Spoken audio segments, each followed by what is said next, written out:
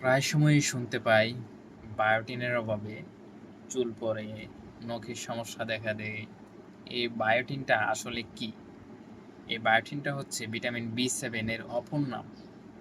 এটা আমরা পেয়ে থাকি ডিমের কুসুম, বাদাম ও মাছ থেকে। ঠিক একইভাবে ফলিক অ্যাসিড ও ফলিকের নাম আমরা অবশ্যই শুনেছি, যার অপর নাম ভিটামিন বি9, যেটা আমাদের শরীরে রক্ত তৈরি, কোষ বৃদ্ধি ও গর্ভাবস্থায় শিশুর বিকাশ ঘটাতে সাহায্য করে। এটা আমরা পেয়ে থাকি পালং শাক, তারপরে হচ্ছে ডাল ও কলিজা থেকে সবথেকে বেশি পেয়ে থাকি।